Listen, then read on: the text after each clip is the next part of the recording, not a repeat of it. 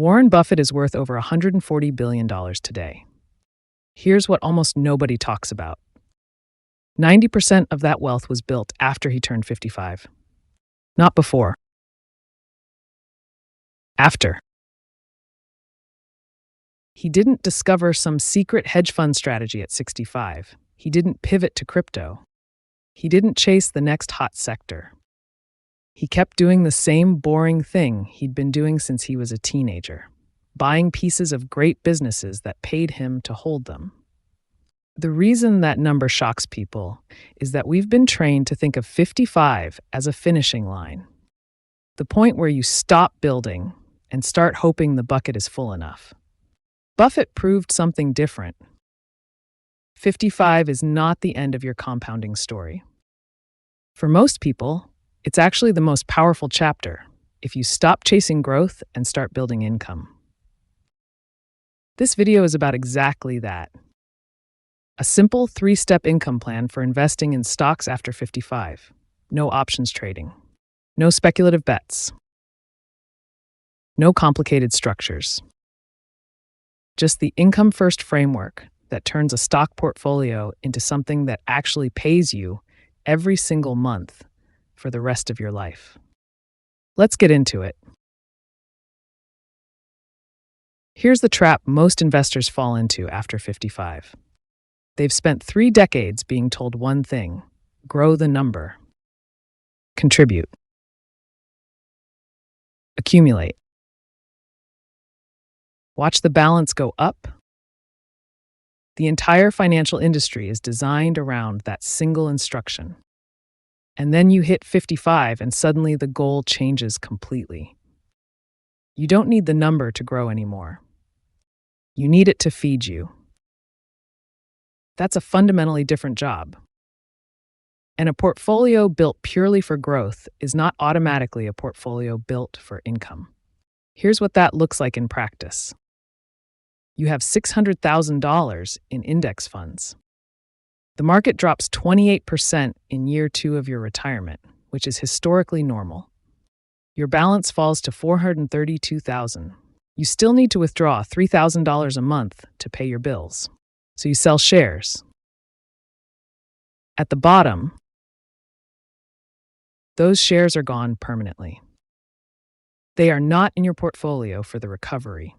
This is called sequence of returns risk, and it is the single most dangerous threat to a retirement built entirely around growth funds and withdrawal rates. A dividend income strategy is specifically designed to neutralize this risk. Here's why. When a high-quality dividend-paying company drops 30% in a market crash, the dividend does not automatically drop 30%. The S&P 500 Dividend Aristocrats, companies with at least 25 consecutive years of dividend increases, as a group maintained or raised their dividends through the 2008 financial crisis. The stocks dropped. The income didn't. Read that again. The stocks dropped. The income didn't. If your retirement income comes from dividends rather than share sales, a market crash is something you watch on the news, not something you survive by liquidating your portfolio at the worst possible moment. Now here's the number most people have never actually calculated for their own situation, and it changes everything about how much you actually need to retire on income alone. Stay with me for the next 60 seconds, because this is the mechanism almost no one explains clearly. Step 1. Know your income target, not your net worth target. Most retirement calculators ask you to project a lump sum, $1 million, $2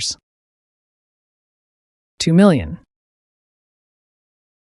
some round number that feels either impossible or arbitrary. Here's a better question. What monthly income would make you financially free?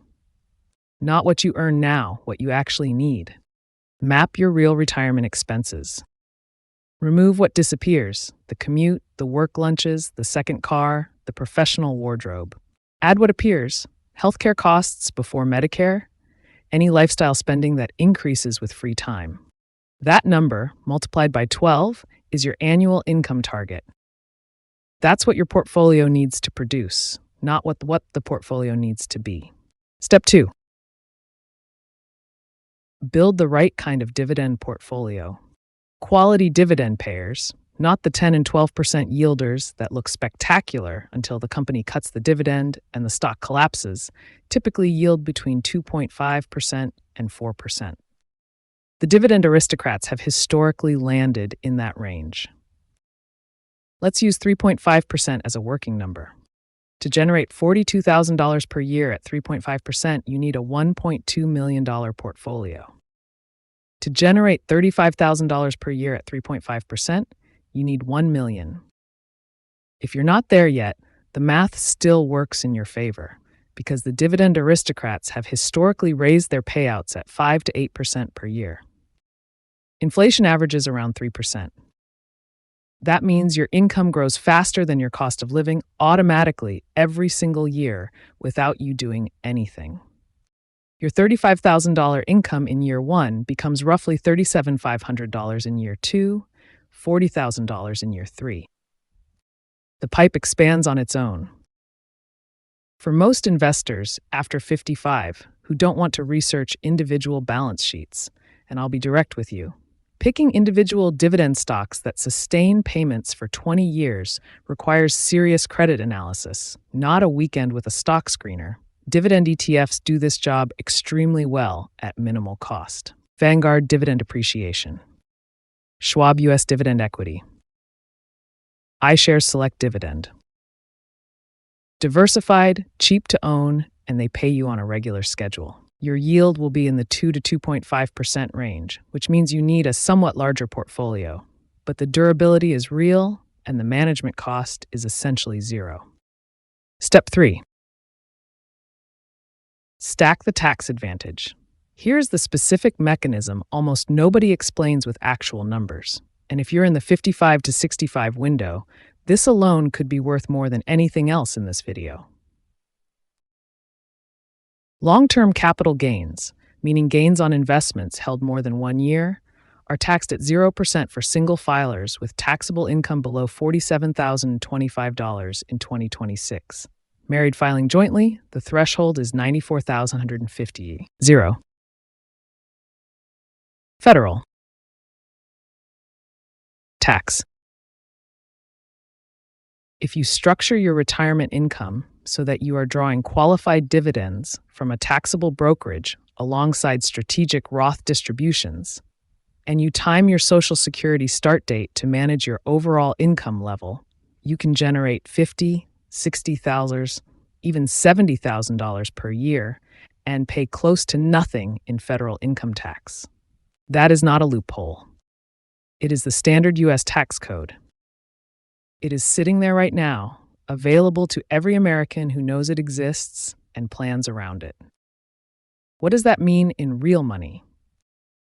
If you originally calculated that you needed $75,000 gross per year to cover $60,000 in actual spending, assuming a 20% effective tax rate, and you now realize you can structure the income so that tax is nearly zero, you only need $60,000, which means your required portfolio size is roughly 20% smaller. On a $1.2 million target, that gap is nearly $240,000 in capital you no longer need to accumulate. Not from earning more. Not from a lucky market. From knowing one specific mechanism inside the standard tax code. 3 things. Specific. Do them this week. 1. Open a spreadsheet and write your actual retirement monthly number. Not a projection. Not a percentage. Real line items. That number is your target. 2. Look up Vanguard Dividend Appreciation or Schwab US Dividend Equity. Set automatic dividend reinvestment if you're more than 3 years from your income date. Switch to cash distributions when you're ready to live on it. 3. This week, look up the 0% long-term capital gains income threshold for your filing status in 2026. Map what $60,000 in retirement income would cost you in taxes if structured correctly versus unplanned. Buffett's fortune didn't happen because he discovered something complicated at 55. It happened because he never stopped building. Neither should you.